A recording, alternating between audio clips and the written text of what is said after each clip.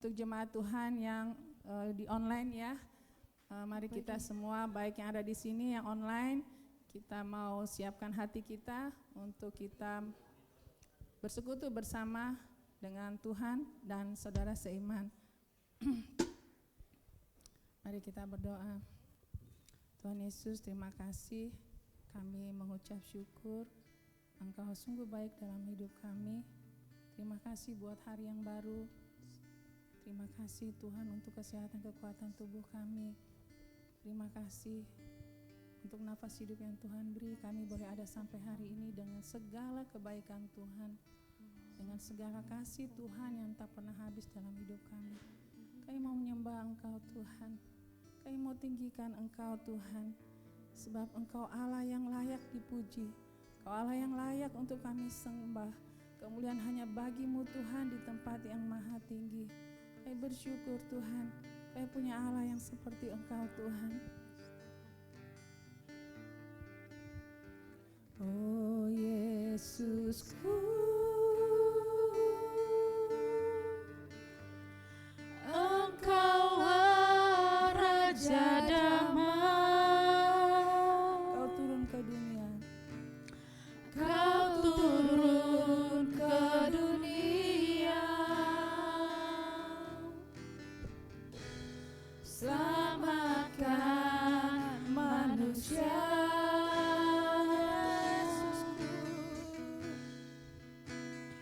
Oh Yesusku, Kau Tuhan penuh kasih. Kau berikan hidup-Mu, Kau berikan hidup-Mu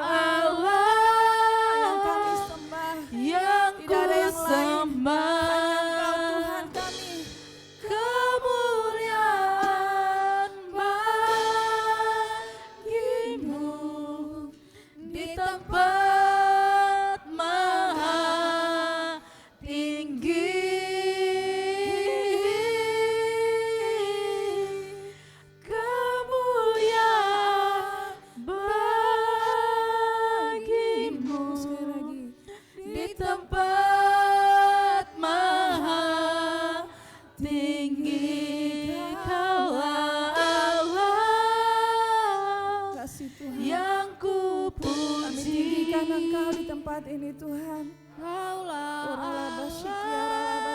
Hanya Engkau Tuhan yang kami sembah. Kemuliaan bagimu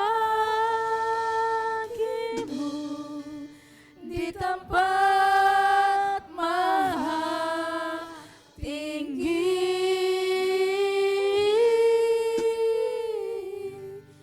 Kemuliaan bagimu di tempat maha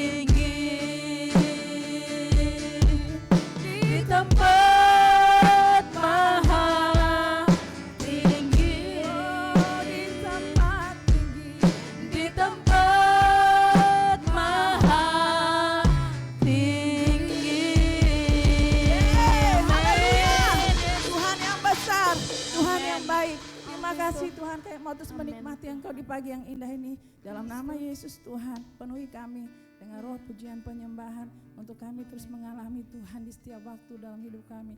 Dalam nama Yesus kami siap. Haleluya. Amin. Bapak Ibu, saya percaya bahwa hidup kita hari-hari ini bahkan setiap hari mengalami kebaikan-kebaikan Tuhan. Amin ya. Tuhan Yesus sangat keren ya, sangat baik. Saya melihat dari Natal-Natal ini banyak status, khususnya ibu-ibu, betapa menikmati kebaikan Tuhan. Bagaimana ibu-ibu ya, karena dalam mempersiapkan Natal, kadang saya mau apa nanti, ada apa gitu yang bisa disiapkan. Tapi saya melihat banyak status itu ya, menceritakan betapa dahsyatnya Tuhan, perbuatan Tuhan, sehingga kita semua, saya percaya bahwa kita itu berkelimpahan. Amin. Kalau Tuhan memberkati itu nggak pernah setengah-setengah, nggak pernah separuh-separuh, tapi berkelimpahan. Maka dari itu layak untuk kita memuji Tuhan dengan sukacita, karena Tuhan itu baik dan selalu baik dalam hidup kita. Amin. Mari kita angkat pujian. Kita mau masuk gerbangnya Tuhan dengan ucapan syukur. Kita mau menari bagi Tuhan dengan alat musik, dengan sukacita kita muji Tuhan. Ya, kita angkat pujian, masuk gerbangnya bersyukur. Yes. Mari menari bagi Tuhan, sebab Tuhan itu baik. Tuhan tidak pernah meninggalkan kita. Dia selalu baik dalam hidup kita.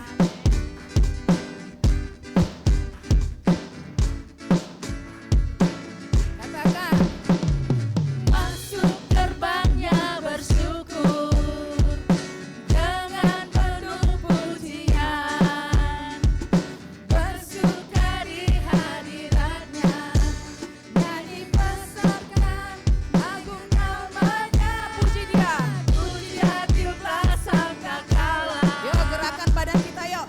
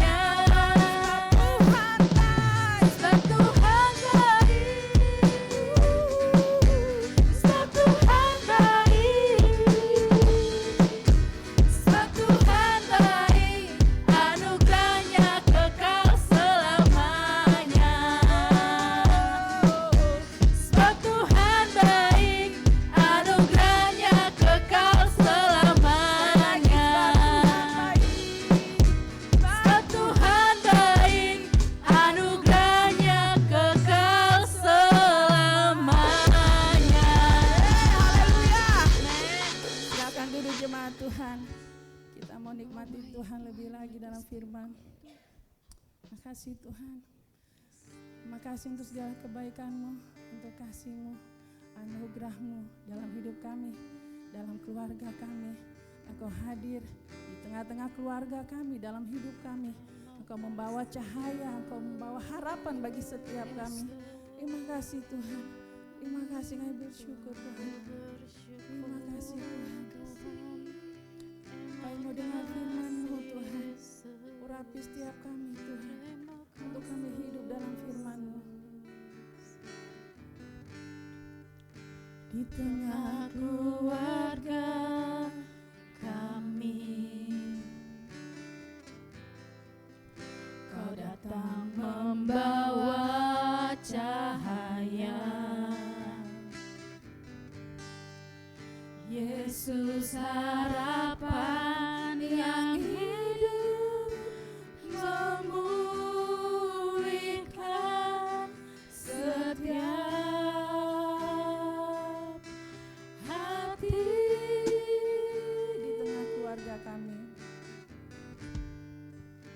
di tengah keluarga kami, Kau datang membawa cahaya. Kau datang membawa cahaya. Yesus harapan yang hidup, memulihkan setiap hati. Allah hadir menyelamatkan kami.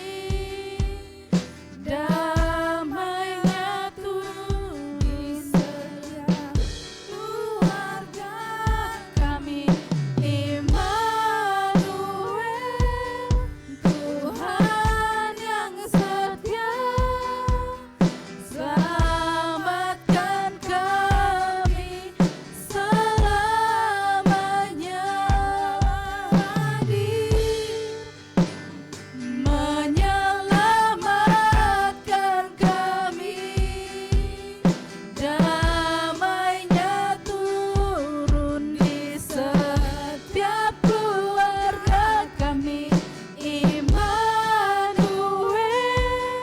Tuhan yang setia, selamatkan kami selamanya.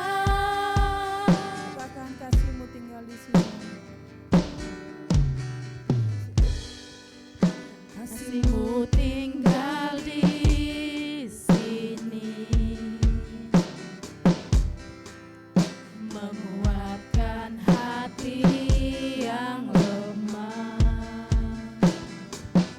Yesus hadir di tengah kami, sumber damai yang kekal. Allah hadir menyelamatkan kami. Damainya turun di setiap keluarga kami.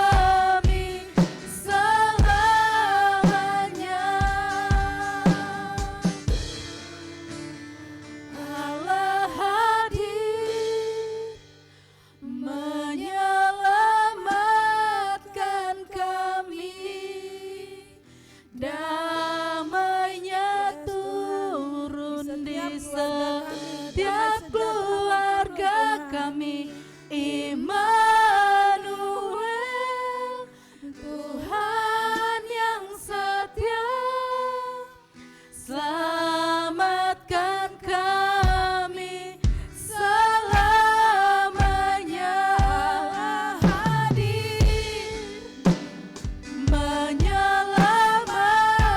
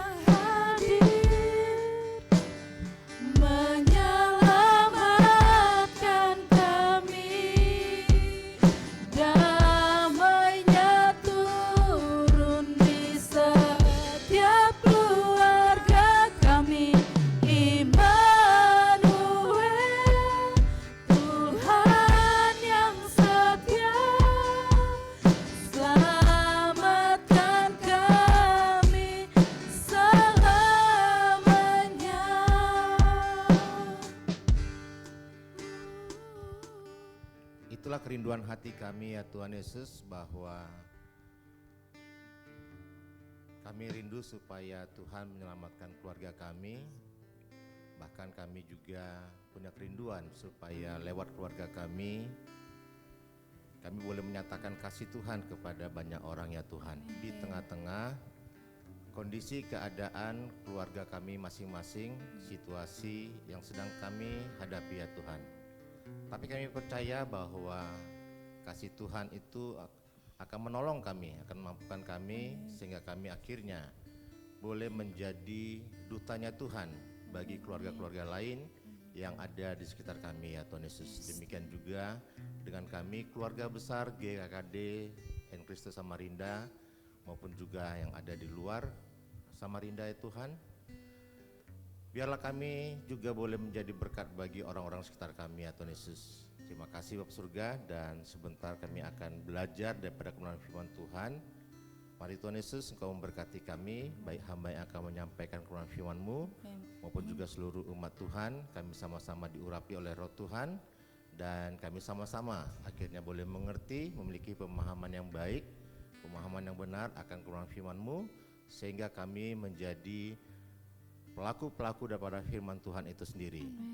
Terpuji Engkau Tuhan, otoritas Tuhan berlaku atas setiap kehidupan kami. Di dalam nama Tuhan Yesus, ini kami Tuhan siap untuk menyambut kebenaran firman-Mu. Semoga kita yang percaya katakan Amin. amin. Amin. Shalom Bapak Ibu saudara yang kasih. Ya, puji Tuhan,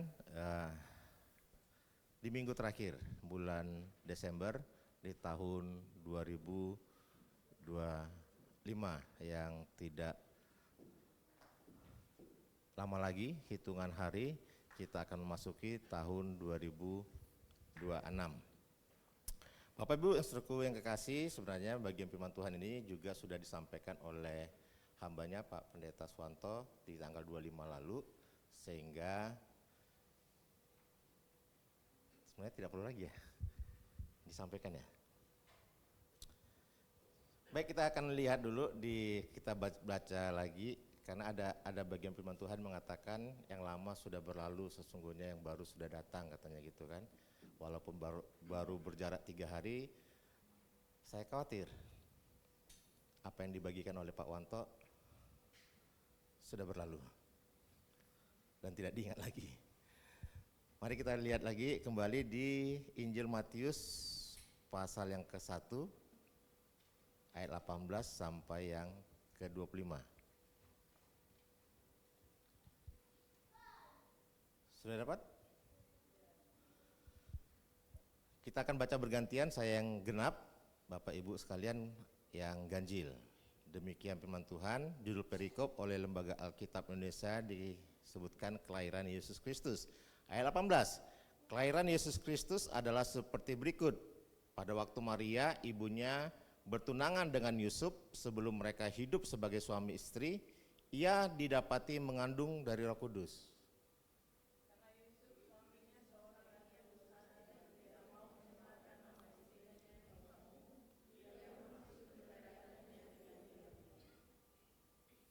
Namun ketika ia mempertimbangkan maksud itu, malaikat Tuhan tampak kepadanya dalam mimpi dan berkata, Yusuf anak Daud, janganlah engkau takut mengambil Maria sebagai istrimu, sebab anak yang di dalam kandungannya adalah dari Roh Kudus.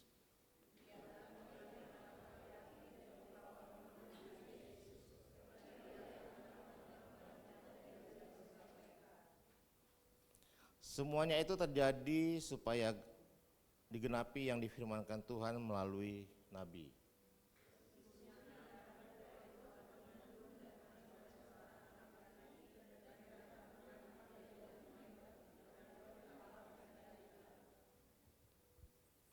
Sesudah bangun dari tidurnya, Yusuf berbuat seperti yang diperintahkan malaikat Tuhan itu kepadanya. Ia mengambil Maria sebagai istrinya.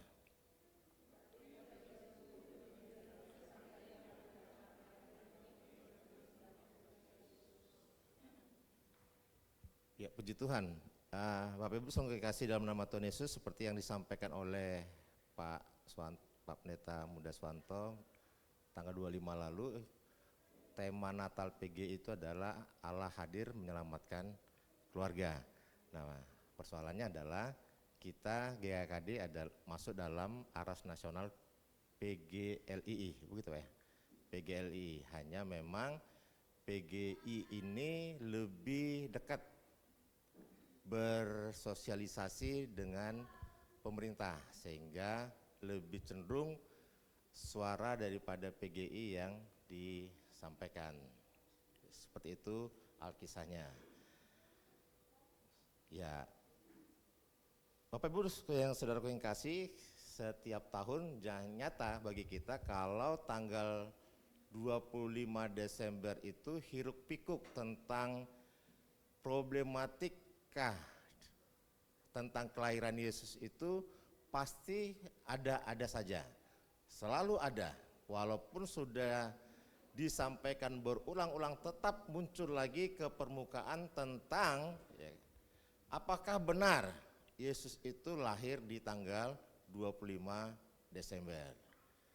Jangankan di kalangan non-Kristen, di kalangan Kristen sendiri itu menjadi sebuah perbedaan-perbedaan yang ada yang muncul di kalangan Kristen.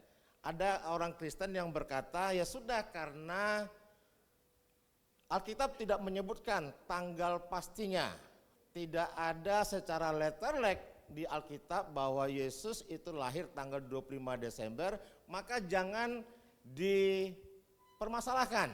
Yang penting yang jelas Yesus itu pernah lahir. Nah, kalau kita berkata seperti itu, maka jangan disalahkan pihak non-Kristen mengatakan kepada kita bahwa orang-orang Kristen itu tidak menggunakan logikanya, tidak menggunakan otaknya untuk berpikir. Mereka hanya manut-manut aja sama ulama-ulama atau sama pendeta-pendetanya. Ya kan, kalau kita hanya berkata seperti itu. Ya memang jadi miris gitu kan kalau kita dikatakan hanya pengikut yang penting percaya tanpa menggunakan otak atau tanpa menggunakan logika. Ada yang mau dikatakan seperti itu? Ada yang mau atau ada yang mau? Halo? Halo? Iya, ini kok agak lebih sepi ya daripada di rutan. Di rutan tuh nggak terlalu banyak orangnya, tapi kalau diajakin tektokan masih jawab gitu kan. Ya ini terlanjur sudah lebih sering tampil di rutan, di lapas dibandingkan di GKKD sendiri. Ini kali kedua di tahun 2025 saya ada tampil di depan menyampaikan firman Tuhan. Jadi mohon multimedia, ini saya menggunakan akumulasi waktu yang 1 tahun, saya pergunakan sebanyak-banyaknya. Boleh ya? Ada yang mau anjang sana, anjang sini lagi nih?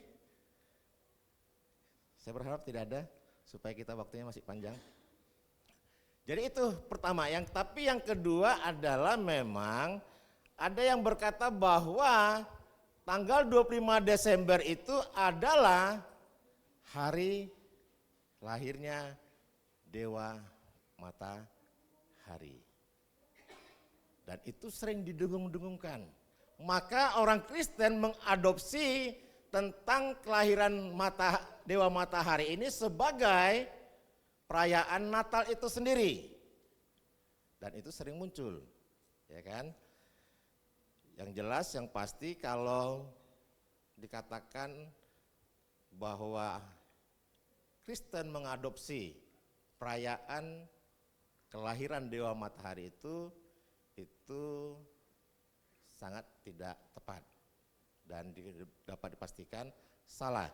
Kenapa? Karena di abad kedua mau masukin abad ketiga, murid daripada Yohanes, Rasul Yohanes, generasi keempat, yaitu Hippolytus, kalau pernah tahu, dengar ceritanya. Jadi Hippolytus ini gurunya Irenaeus. Irenaeus ini gurunya Polikarpus, bukan Polikarpus yang pernah tahun 2000-an ya. Ya, bukan itu. Ini yang lahir di 2000, enggak tahu ya siapa nih kan gitu ya. Apa kisahnya itu ya. Tapi Polikarpus ini adalah murid daripada Rasul Yohanes, sehingga walaupun tidak tercatat di dalam Alkitab, tetapi bapak-bapak gereja ini sudah mencatatkannya itu di dalam buku-buku mereka bahwa sesungguhnya Yesus itu lahir 8 hari sebelum kalender Januari. Coba dihitung. Halo, coba dihitung. 8 hari sebelum kalender Januari. 1 Januari, 31 Desember, 30 Desember, 29 Desember, 28 Desember, 27 Desember, 26 Desember, 25 Desember. Ya, jadi kita jangan ragu untuk mengatakan bahwa memang Yesus itu lahir di tanggal 25 Desember, karena memang itu sudah dicatat oleh murid daripada Rasul Yohanes sekalipun tidak dicatat di Alkitab. Peristiwa perayaan Dewa Matahari itu masuk di abad keempat. Mana yang lebih dahulu? Kan begitu ya? Mana yang lebih dahulu? Abad keduanya atau abad keempatnya? Oke? Nah, tapi yang luar biasa adalah di negara kita, saya tidak tahu apakah bapak-bapak, ibu-ibu ini yang kaum muda ini dengan gemar sosmednya sudah mendengar bahwa tanggal 25 Desember adalah hari apa? Hari gak jelas. Hari apa?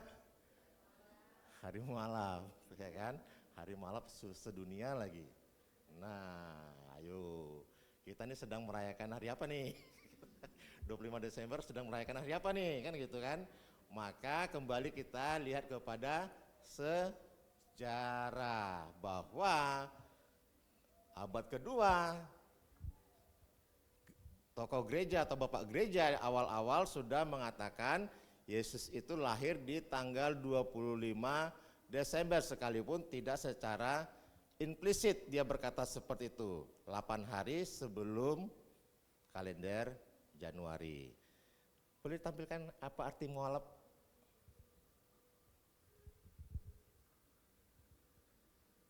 Ada? Nah itu dia. Mualaf, mengasihi Yesus dengan segenap hati. Undur dari dosa dan hidup lama. Anugerah keselamatan oleh iman. L-nya lahir baru di dalam Kristus. A-nya arah hidup dipimpin Roh Kudus. F-nya firman Tuhan menjadi dasar hidup. Jadi nggak usah bingung gitu kan. Orang Kristen tuh kreatif kok kan. Amin. Ya kan, jadi memang kalaupun mau dikatakan ya udah itu aja dikasih tahu bahwa mengasihi Yesus dengan segenap hati. Amin. Halo. Ya kan, undur dari dosa dan hidup lama. Ya saya bilang keren juga nih orang, bisa-bisanya sempat-sempatnya dia buat begini di tengah-tengah hiruk pikuk antara orang ngucapin selamat hari mualaf sedunia lah, ya kan, ada yang tidak setuju dan segala macamnya, tapi dia menyampaikan ini. Wow, keren. Ya kan? Nah, ini yang bisa kita lihat bahwa itulah polemik Natal yang kita sering hadapi setiap tahunnya. Belum lagi tentang tempat, gitu kan? Benar nggak di Bethlehem? Benar nggak di kandang domba? Nah, kita orang Timur Indonesia, karena dibuat kandang domba, kita bikin kandang dombanya berpikirnya kandang domba seperti di kampung halaman kita. Ya kan, debu teknya di situ juga, joroknya di situ juga, yang enggak seperti itu juga gitu kan. Dan yang pasti adalah memang dia di kandang domba tetapi bukan kandang domba rumahan. Kenapa? Karena di Bethlehem, dari Bethlehem itu disitulah para gembala-gembala itu menggembalakan kambing domba yang tujuannya adalah untuk memasok ke Yerusalem sebagai persembahan yang dilakukan dalam ibadah-ibadah Yahudi. Sehingga semuanya bisa berjalan. Setiap hari itu 2 yang dibawa dari Bethlehem itu ke Yerusalem untuk dipersembahkan sebagai korban bagi persembahan atau ibadah orang Yahudi. Sehingga kita tetap faith, dengan kata lain bahwa fakta sejarah, ya bukti sejarah itu adalah mitra bagi iman kita. Amin. Jadi jangan ragu untuk membaca-baca kisahnya. Karena kalau kita berdasarkan Alkitab dan kita mengklaim, wah ini firman Tuhan, gitu kan? Sah-sah saja, tapi kan agama-agama lain juga punya kitab sendiri yang mereka yakin juga bahwa itu diturunkan oleh Tuhan juga. Betul? Halo? Sehingga kalau kita ngotot-ngototan dengan Alkitab kita, dengan Alkitab mereka, nggak ada jalan ketemunya. Saya senang dengan sebuah pernyataan dari seorang hamba Tuhan, ya sudah, daripada kita adu argumentasi dengan Alkitab, saya adu dengan membuka Alkitab saya, kamu buka kitab Anda, kita tutup sama-sama Alkitabnya, kita lihat kepada sejarah. Apakah betul Yesus itu lahir? Apakah Yesus itu benar? Dia mati dan bangkit. Lihat kepada sejarah. Sejarah bisa membuktikan. Kan itu kan keren. Amin. Halo. Iya, jadi fakta sejarah itu adalah mitra bagi iman percaya kita. Itu yang sip. Oke? Jadi kalau dikatakan tadi bahwa Allah hadir untuk menyelamatkan keluarga. Saya percaya ini bukan karena atau PGI bukan melihat kepada situasi atau kondisi atau keadaan keluarga yang sedang terjadi pada masa kini. Katakanlah bahwa masih banyak keluarga-keluarga yang tidak harmonis lah, yang broken home lah, yang banyak KDRT-nya lah dan lain sebagainya, bukan karena itu sebagai dasar PGI untuk menyatakan Allah hadir untuk menyelamatkan keluarga. Ini adalah bagian daripada refleksi keluarga di awal. Siapa keluarga di awal? Adam dan Hawa. Kalau kita perhatikan kembali kepada di kitab Kejadian, saya percaya kita semua sudah seringlah baca itu ya. Ini sudah tanggal 28, berarti tinggal 3 hari lagi sudah pada khatam nih membaca Alkitabnya. Kalau 3 pasal per hari. Ada yang begitu? Halo? Atau hanya seruan saja dari gereja? Yang penting kita baca, pelaksananya hendak. Ya hanya kita dan Tuhan yang tahu ya. Apakah kita membaca rutin atau bolong-bolong atau lompat-lompat, itu yang penting kita baca Alkitab. Tapi saya percaya bahwa kita semua bisa tahu, masih bisa ingat tentang dalam peristiwa yang ada terjadi di kitab Kejadian. Bagaimana Allah awal-awalnya yang menciptakan Adam dari debu tanah, gitu kan. Kemudian dia membentuk debu tanah itu, menghembuskan nafasnya, jadilah seorang pria, yaitu yang kita bilang dengan Adam. Adam kemudian ditempatkan di Taman Eden, kemudian dikasih perintah untuk mengusahakan daripada taman itu sendiri. Bahkan ketika Allah melihat, ini Adam kok sendirian, kasihan banget kan gitu kan. Maka diambillah tulang rusuk daripada Adam dan membentuknya jadilah seorang Hawa. Artinya adalah bahwa keluarga itu inisiatif daripada Allah. Amin. Keluarga itu adalah inisiatif daripada Allah itu sendiri. Allah ingin berkarya lewat keluarga. Tapi persoalannya adalah kalau kita perhatikan dari apa yang terjadi dalam kitab Kejadian itu, bahwa keluarga pertama itu tidak bisa menjaga apa yang dipercayakan oleh Allah kepada keluarga tersebut. Kan gitu kan? Awal-awalnya mereka hidup nyaman gitu kan, tidak ada percecokan, tidak ada keributan dan lain sebagainya. Bahkan Alkitab mengatakan, ya maaf cakap, ini bukan porno, bukan saru, mereka dalam posisi keadaan telanjang. Kan begitu kan? Tanpa menggunakan pakaian, tapi mereka hidup dengan damai. Akan tetapi kalau kita baca kemudian di Kejadian pasal 3, terjadi tektokan antara Hawa dengan ular. Betul? Ya. Kemudian Hawa mengambil buah itu.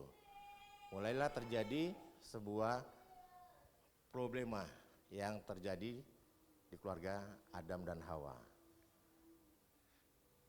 Firman Tuhan bilang kepada Adam, apabila kamu makan buah yang di tengah-tengah ini, kamu pasti, halo? Kamu pasti? Coba kita lihat, apa dibilang?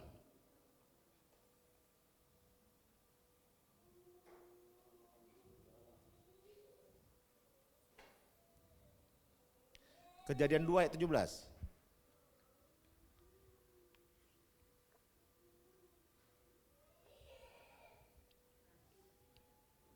Pastilah engkau mati. Ada makan buah apa enggak? Ada makan buah apa tidak? Halo? Makan. Mereka mati apa enggak? Ini saya mau men-challenge. Mana duitnya? Lumayan nih untuk saya tidak, warnanya warna biru, yang penting warna biru. Antara warna 2000, uang 2000 atau 50.000 dong. Ya kan? Warna biru kan gitu kan? Antara 2000 sama 5000. Pertanyaannya adalah, kenapa Adam dan Hawa tidak mati? Yang berani menerima challenge, maju ke depan.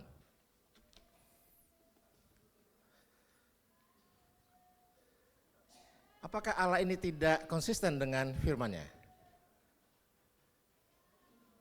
Halo? Ayo dong. Kenapa Adam dan Hawa itu tidak mati? Padahal firman Tuhan bilang, jika kamu memakannya, tetapi pohon pengetahuan tentang yang baik dan yang jahat itu, janganlah kau makan buahnya. Sebab pada hari engkau memakannya, pastilah engkau mati. Kenapa tidak mati dia? Ayo dong. Lumayan nih untuk isi bensin. Siapa tahu ada kunjungan lagi kan? Ayo dong, 1. Boleh, maju ke depan. Karena yang dimakan bukan buah secara buah jasmani, tetapi yang di situ dibilang bahwa yang dimakan adalah buah pohon pengetahuan tentang yang baik dan yang jahat. Itu berbicara tentang secara roh, jadi bukan secara jasmani kayak apel, nanas, durian, seperti itu. Saya baca sekali lagi. Tetapi pohon pengetahuan tentang yang baik dan yang jahat itu, janganlah kau makan buahnya. Sebab pada hari engkau memakannya, pastilah engkau mati. Bukan ada dikatakan itu buah rohani. Oke? Setuju? Setuju. Lewat. Berarti nggak dapat dong. Gak dapat. Ada? 50.000 rupanya. Nggak dapat? Saya masukin ya. 1, 2, 3. Boleh. Oh, sudah dilihat baru dia muncul. Ayo sini. Ayo.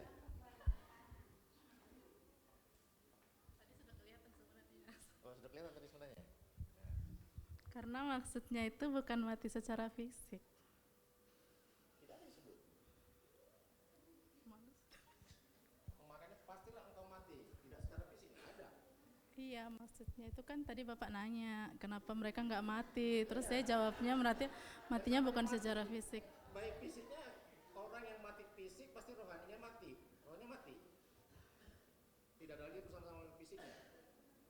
Gimana Pak? Orang yang mati, ya kan? Berarti kan rohnya sudah tidak sama dia lagi. Iya.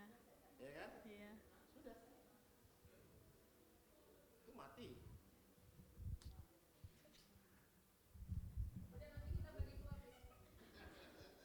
Salah. Jawabannya itu sudah jelas di bagian itu juga. Yang makan pertama itu siapa? Hawa. Firman Tuhan itu datang kepada siapa? Adam. Kan Adam makan juga, betul, tapi dia bukan pelaku utama. Oke? Hawa yang mengambil kemudian dikasih kepada Adam. Maka kalau kita lihat dalam hukuman yang diberikan kepada ular langsung dikatakan, engkau akan berjalan dengan perutmu. Berarti ada kemungkinan pada saat itu ular bisa jadi ada sayapnya. Betul kan? Bisa jadi ada kakinya. Tetapi karena peristiwa ini, maka ular itu berjalan dengan perutnya. Betul? Itu langsung hukumannya kepada fisik daripada ular itu sendiri. Kemudian dengan Hawa, apa yang hukuman yang diberikan kepada Hawa? Sakit, bersalin, betul? Berarti langsung kepada fisiknya. Tetapi lihat kepada Adam, apakah Adam dihukum secara fisik? Halo? Ayo dong, come on. Jangan seperti kita. Apakah Adam dihukum secara fisik? Tidak. Kenapa? Itu kan karena bukan dia yang makan duluan. Kalau dia yang makan duluan, pastilah engkau mati, itu terjadi. Tetapi yang dihukum oleh Allah terhadap Adam, tanah yang dikutuk. Asal daripada Adam itu sendiri yang dikutuk. Oke? Setuju?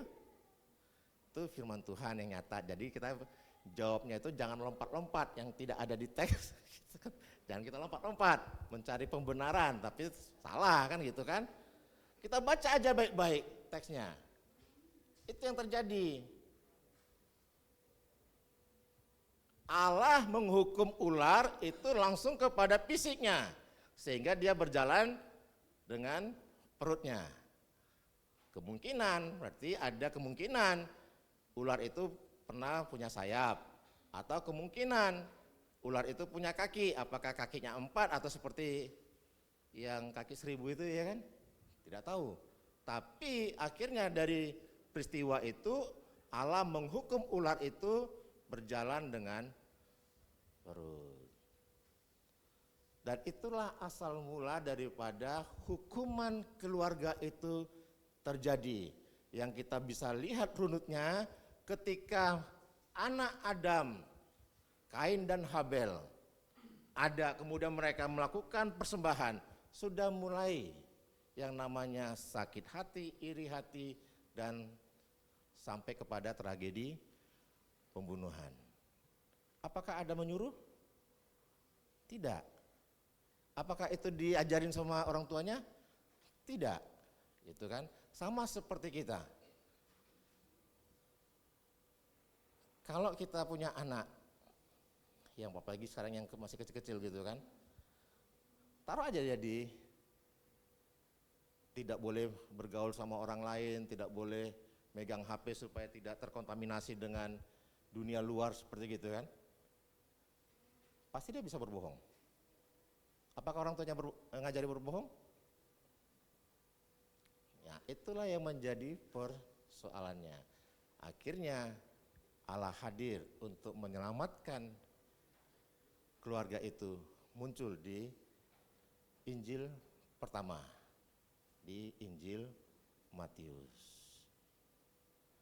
Hanya persoalannya ketika ada keluarga yang mau dijadikan sebagai role model, Yusuf dan Maria tidak memulai kehidupan mereka itu dengan kehidupan yang baik-baik saja.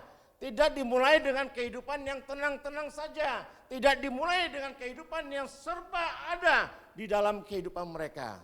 Berbeda dengan Adam dan Hawa tadi yang mereka sudah dipersiapkan sedemikian rupa dengan masalah makanan. Tidak perlu capek-capek untuk bekerja, mereka seharusnya bisa menikmati itu semua. Tapi karena mereka berdosa, maka kesusahan dan selanjutnya pun muncul. Yusuf dan Maria diawali dengan kesusahan. Laki-laki mana yang mau ya kan? Ketika dikatakan bahwa tunangannya sudah hamil. Halo, ini laki-laki muda. Ada berapa nih laki-laki muda ini? 1, 2, 3, 4. Ya kan? Ya, saya punya teman satu kampung, satu sekolahan dulu. Dia nikah tahun 2000. Jadi 1 tahun sebelumnya saya ketemu sama dia. Dia bilang, saya itu bingung saat ini. Kenapa? Saya belum pernah diajak ke rumah dia untuk ketemu sama orang tuanya. Loh, masalahnya apa? Saya bilang gitu kan. Itu saya nggak tahu. Atau mungkin calonmu itu pernah hidup dalam kehidupan glamour ataupun hidup dalam pergaulan bebas sehingga dia pernah melakukan hubungan seks di luar nikah. Ya nggak tahu juga katanya. Jadi saya tanya sama dia, seandainya itu pernah dilakukan oleh calonmu, apakah kau masih menerimanya? Lama dia berpikir. Saya tunggu, gimana? Saya bilang kan. Ayo kita jalan aja yuk. Dia menghindar dari pertanyaan itu. Karena memang tidak mudah bagi seseorang atau katakanlah laki-laki tunangan tapi kok hamilnya, lah kan bingung si Yusufnya kan gitu kan, tunangan sama aku, loh kok yang hamil ini dari siapa nih? Ya bersyukur firman Tuhan mengatakan bahwa Tuhan sudah hadir kepada Yusuf lewat mimpi untuk memberitahukan bahwa Maria hamil karena Roh Kudus. Ya kan? Demikian juga mereka sudah mengalami yang namanya kesulitan dalam hal sosial. Apalagi pada masa itu seorang wanita apabila ketahuan hamil di luar nikah, maka hukumannya adalah hukuman rajam atau dilempari dengan batu. Seperti itu kan? Dua-duanya punya kesulitan hidup. Dua-duanya punya tekanan hidup. Bagaimana aku ini masih tunangan, tetapi kok sudah kondisinya seperti ini? Belum lagi, ya saya percaya juga, ini imajinasi saya kah atau tafsiran saya, tapi kita sama-sama bisa berpikir bahwa ketika akhirnya Maria dan juga Yusuf diberitahukan bahwa yang dikandung oleh Maria itu bukanlah janin biasa. Betul? Itu adalah inkarnasi daripada Allah yang suci. Inkarnasi dari Allah yang maha tahu, inkarnasi dari Allah yang mulia. Sedangkan posisi daripada Yusuf dan Hawa dan Maria ini adalah manusia yang ada benih-benih dosa. Ini gimana caranya kalau nanti ini janin lahir, kemudian bertumbuh, lah kan saya manusia terbatas sedangkan dia adalah inkarnasi daripada Allah itu sendiri. Gimana ngajarinnya? Bagaimana mendidiknya?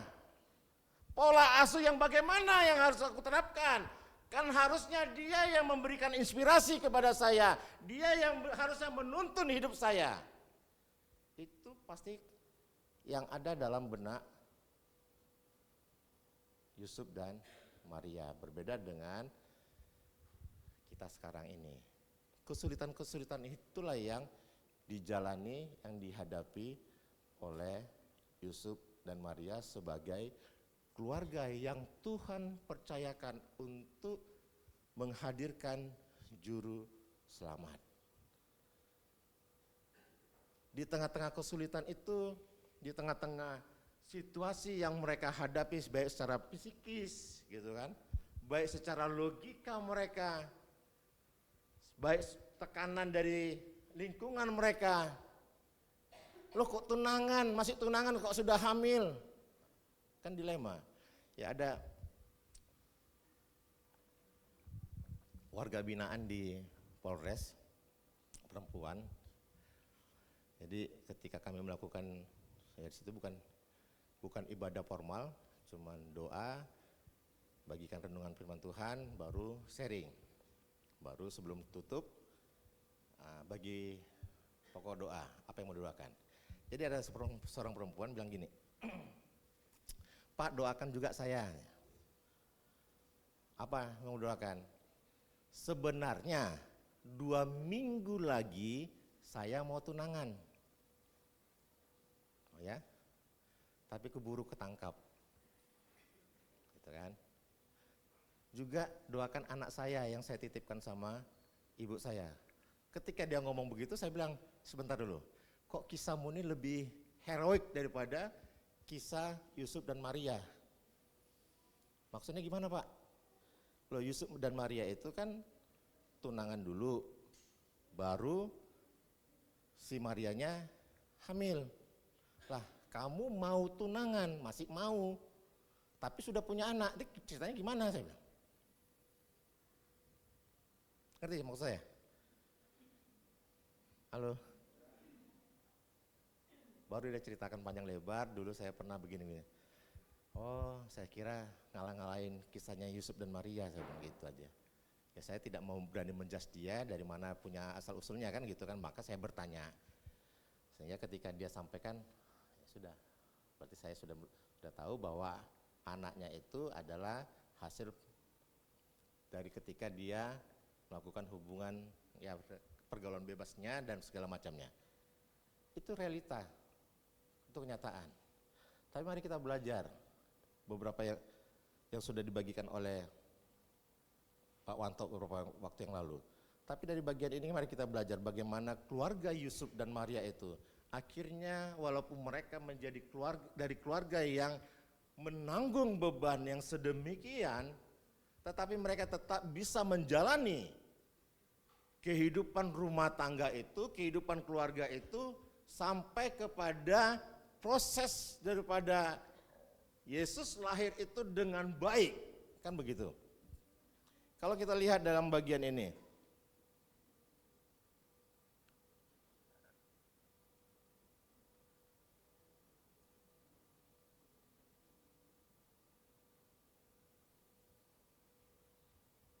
Matius 1 ayat 19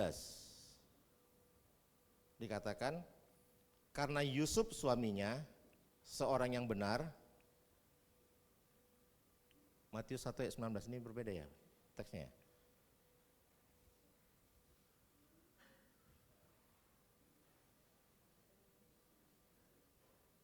Ini saya menggunakan Alkitab yang terjemahan 2023. Di sini dikatakan karena Yusuf suaminya seorang yang benar dan tidak mau mencemarkan nama istrinya di depan umum, ia bermaksud menceraikannya dengan diam-diam. Kalau di situ dikatakan karena Yusuf suaminya seorang yang tulus hati, gitu kan?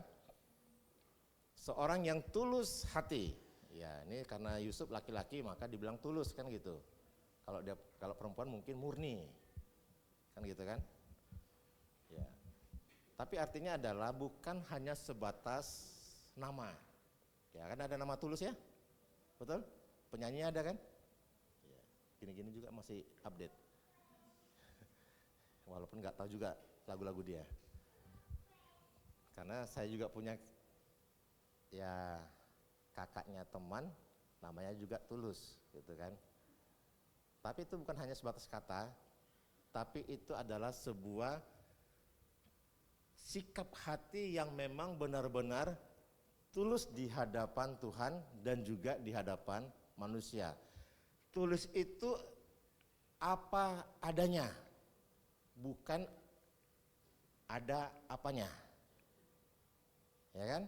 Kalau ada apanya itu berbeda. Tapi kalau apa adanya, ya memang demikianlah yang terjadi. Inilah kondisi yang ada.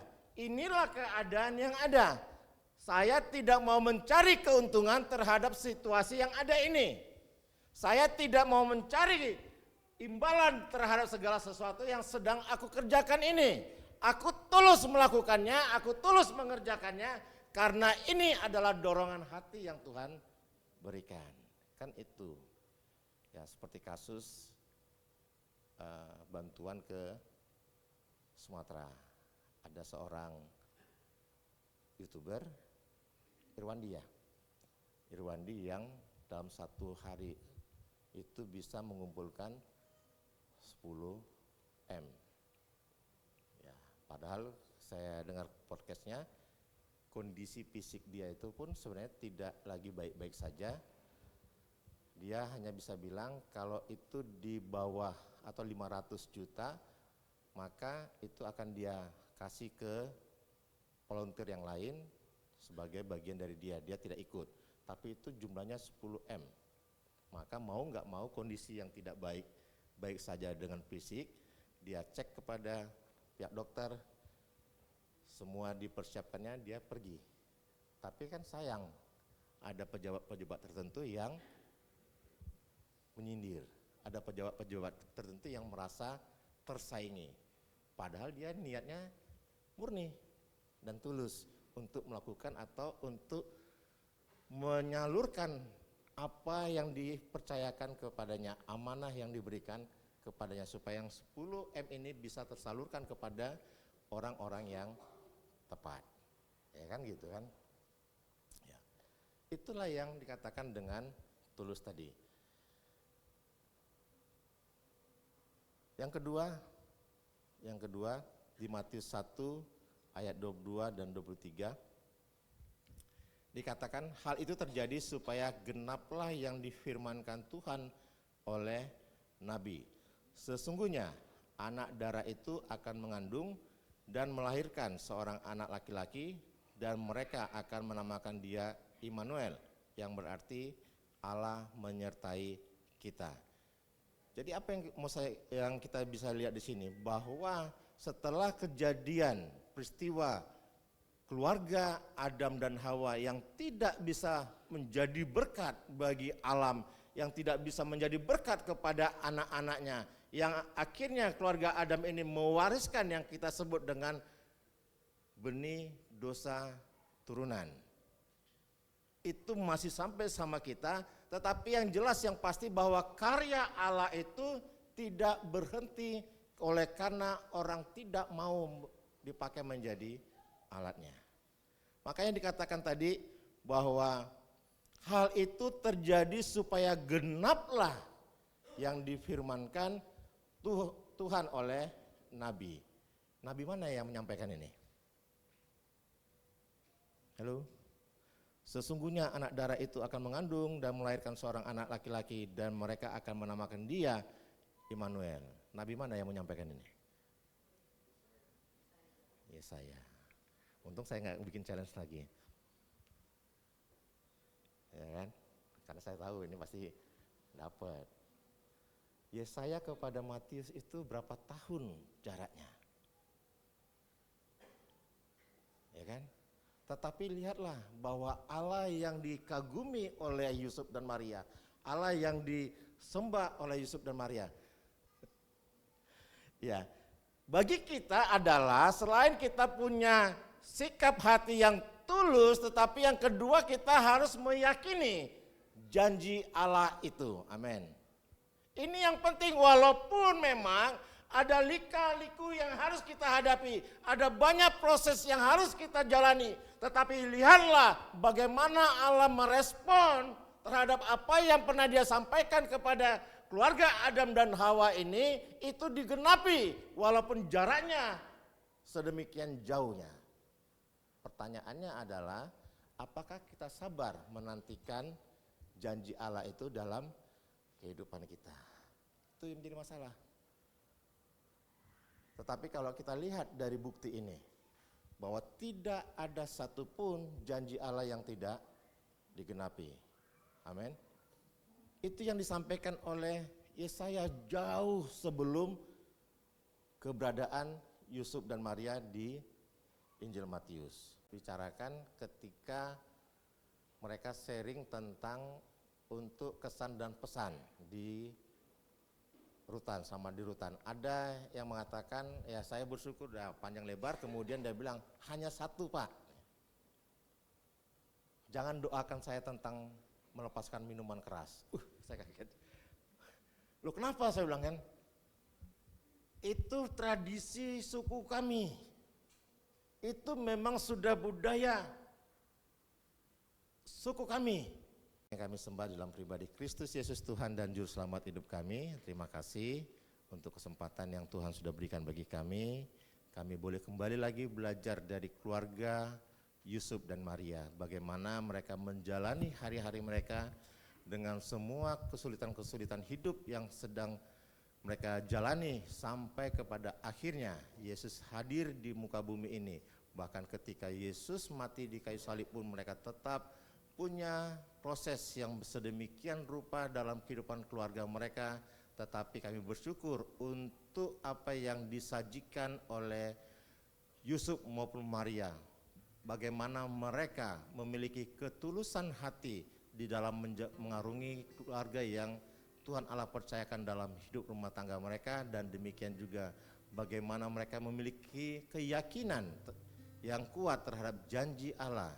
Yang itulah yang mereka pegang, yang mereka hidupi ya Tuhan Yesus, dan mereka juga sangat menghargai kepercayaan yang Tuhan berikan dalam hidup mereka ya Tuhan Yesus. Tuhan, kami juga rindu menjalani hari-hari yang Tuhan berikan bagi kami, keluarga demi keluarga yang ada ya Tuhan Yesus. Biarlah sikap daripada Yusuf dan Maria ini dalam menjalani rumah tangga mereka, dalam menjalani hari-hari mereka dengan segala lika-liku yang terjadi.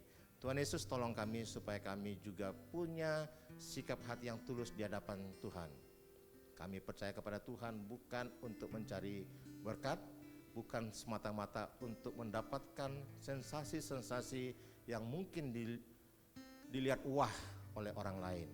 Tapi biarlah kami tulus karena Tuhan yang sudah terlebih dahulu menyatakan dirimu kepada kami, dan biarlah Tuhan mampukan kami untuk kami terus memiliki keyakinan akan janji Tuhan dalam kehidupan kami, sekalipun secara kasat mata hingga di akhir 2025 ini kami belum melihatnya, kami belum menerimanya, tapi kami terus memohon kepada Engkau ya Tuhan Yesus. Biarlah keyakinan tersebut terus Tuhan tanamkan dalam hati dan pikiran kami, dan akhirnya mampukan kami Tuhan Yesus untuk kami boleh memiliki dan kesanggupan untuk menghargai apa yang Tuhan Allah percayakan dalam hidup kami pribadi lepas pribadi dan juga keluarga demi keluarga. Kau memberkati kebenaran firman-Mu ini dan memberkati kehidupan kami semua ya Tuhan Yesus. Di dalam nama Yesus kami telah berdoa dan bersyukur. Amin.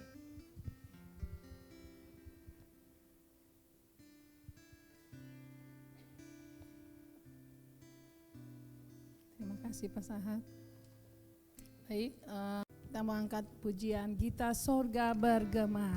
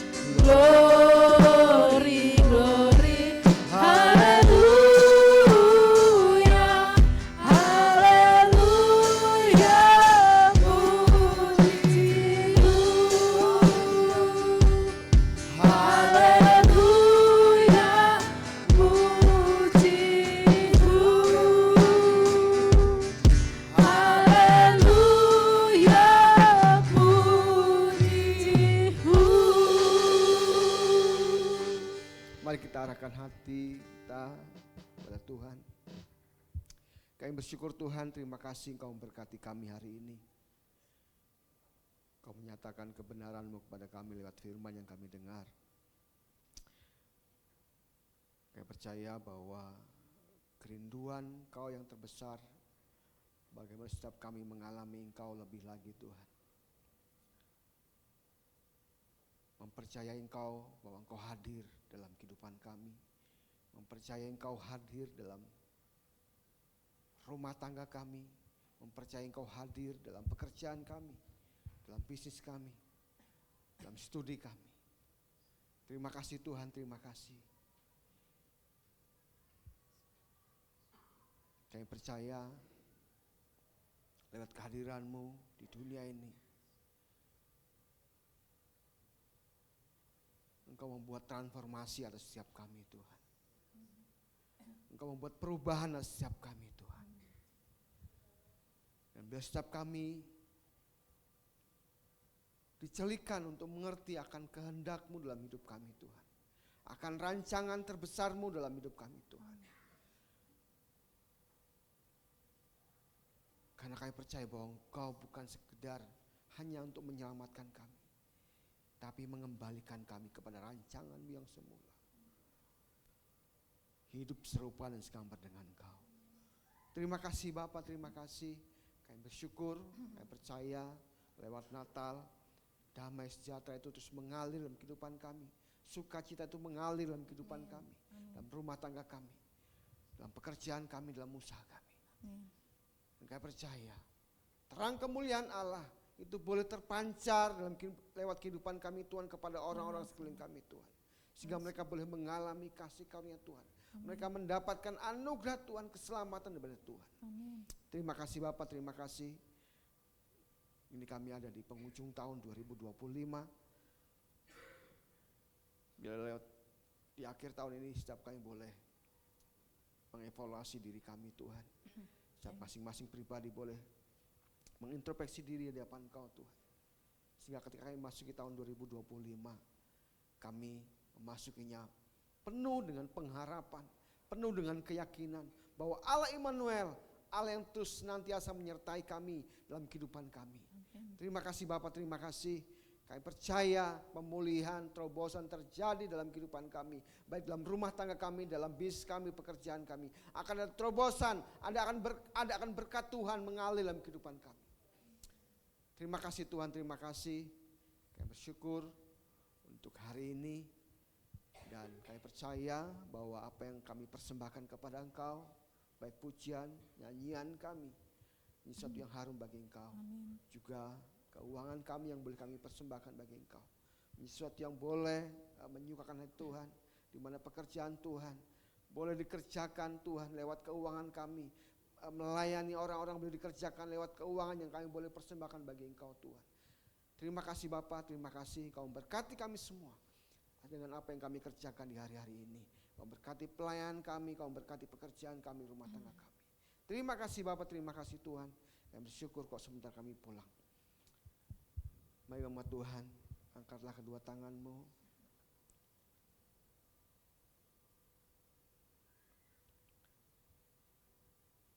Kau yang percaya bahwa kau sudah dipulihkan, kau sudah mengalami Tuhan.